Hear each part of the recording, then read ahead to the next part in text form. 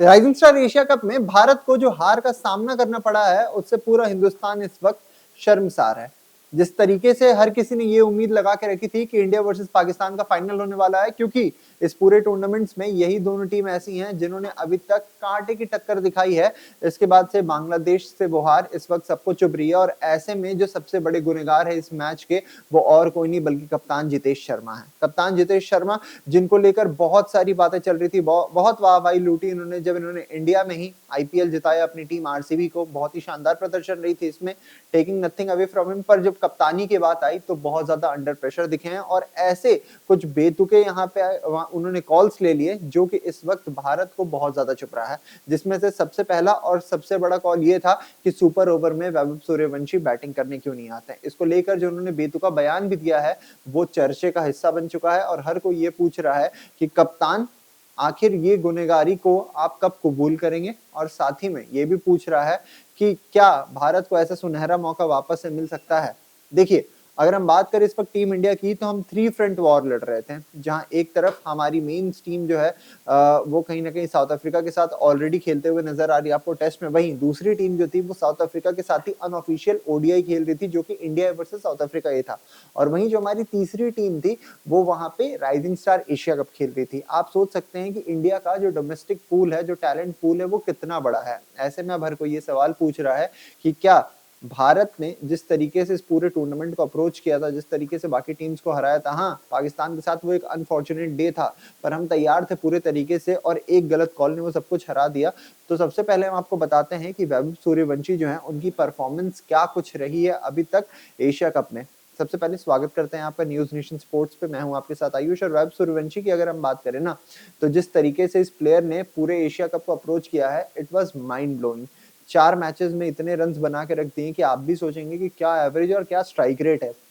और इसके बाद जब सुपर ओवर में बैटिंग करने की बारी आती है तो इतना बेदुका वो डिसीजन लिया जाता है वहां पे कप्तान जितेश शर्मा के द्वारा, जिसको अभी भी कोई भी बैक करते हुए या फिर सपोर्ट करते हुए नजर नहीं आ रहे हैं। हर कोई यही सवाल पूछ रहा है कि भाई सुपर ओवर में वैभव सूर्यवंशी ने बैटिंग क्यों नहीं की। क्या वो डिजर्व नहीं करता था? क्या उसके अंदर वो दमखम नहीं थी? पर फिर भी वैभव सूर्यवंशी आपको क्यों नहीं दिखे? तो ऐसे में आपको सबसे पहले बताते हैं कि सूर्यवंशी की इस पूरे के पूरे आपके राइजिंग स्टार एशिया कप में परफॉर्मेंस कैसी रही है। राइजिंग स्टार एशिया कप 2025 की बात करें तो वैभव सूर्यवंशी ने 4 इनिंग्स में टोटल 238 रन लगाए, जिसमें उनका हाईएस्ट स्कोर 144 था। बता दें आपको कि उनकी एवरेज जो इस वक्त थी वो 59.75 थी, जो कि 4 इनिंग्स में बहुत ही शानदार मानी जाएगी। और साथ ही में जो स्ट्राइक रेट थी वो उनकी लगभग 243.87 थी, जो कि एक बहुत ही शानदार स्ट्राइक रेट होती है अगर टी20 की हम बात करें तो। और उसमें एक सेंचुरी भी उन्होंने लगाई थी जो कि 32 गेंदों पे आई थी। साथ ही साथ आपको बताते हैं कि यहाँ पे मैच बाय मैच परफॉर्मेंस कैसा रहा था वैभव सूर्यवंशी का। उन्होंने यूएई के खिलाफ 144 रन बनाए थे, वो भी मात्र 42 गेंदों में। 15 छक्के थे, 11 चौके थे। पाकिस्तान की बात करें तो उनके खिलाफ भी शानदार 45 रनों की पारी खेली थी, जिसने एक अच्छी शुरुआत दी थी। 28 गेंदों में 5 चौके 3 छक्के यहाँ भी। और बांग्लादेश के साथ ये जो सेमीफाइनल मैच था वहां पे भी 38 रन बनाए थे 15 गेंदों में। तो इतने अच्छे स्टैट्स देखकर आप सोच रहे होंगे कि फिर आखिर ऐसी क्या वजह थी या फिर क्या मजबूरी थी कि जितेश शर्मा ने वैभव सूर्यवंशी को सुपर ओवर में बैटिंग करने के लिए नहीं भेजा। तो सबसे पहले हम आपको बताते हैं कि जितेश शर्मा ने इसको लेकर कहा क्या है। जितेश शर्मा ने इसको लेकर कहा है कि वे पावर प्ले के मास्टर है वैभव सूर्यवंशी और प्रियांश आर्य, लेकिन डेथ ओवर्स में मैं, आशु यानी आशुतोष शर्मा और रमनदीप सिंह ऐसे हैं जो अपनी मर्जी से हिट कर सकते हैं। तो ये टीम का फैसला था और मेरा फैसला था सुपर ओवर के लिए लाइनअप को लेकर। वो लेफ्टी लड़का जिसने इनिंग्स खेली, ऐसे शॉट खेलने का कमाल कर सकता है, वो उसका भविष्य भी कमाल का रहने वाला है। अब देखिए ना ये बात कितनी हास्यास्पद है कि एक तरफ जब वो ये कह रहे हैं कि ऐसा लेफ्टी लड़का कमाल कर सकता है, इसका फ्यूचर बहुत ज्यादा ब्राइट है, वहीं दूसरी तरफ वो ये भी कह रहे हैं कि डेथ में मैं अच्छा हिट कर सकता हूं।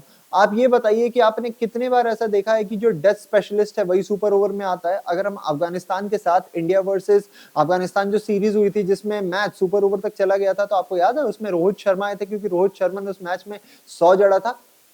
तो सवाल ये उठता है कि क्या जितेश शर्मा ओवर कॉन्फिडेंट हो गए थे अपनी फॉर्म को लेकर, क्योंकि हाल ही में आईपीएल जिता के आ रहे हैं, ऑस्ट्रेलिया में अच्छा किया हुआ है। और साथ ही में सवाल ये भी है कि वैभव सूर्यवंशी तो ऐसा प्लेयर है जो कि ना डेथ देखता है, ना सुपर ओवर देखता है, ना पावर प्ले देखता है, ना वो आपका ये मिडिल ओवर्स देखता है। वो तो पहली बॉल से मारना शुरू करता है और आखिरी बॉल तक मारता है। तो ऐसे में अगर आप एक ऐसे प्लेयर को भेजते जो आपके लिए ज्यादा नहीं तो कम से कम 8 से 10 रन भी उस बोर्ड पे लगा देता, तो आपने पहले विकेट को जल्दी चटका लिया था ना। अगर बॉल वाइड भी चली गई तो आपके पास फिर भी 7 से 8 रन रहते डिफेंड करने के लिए और आप एक चांस क्रिएट कर सकते थे।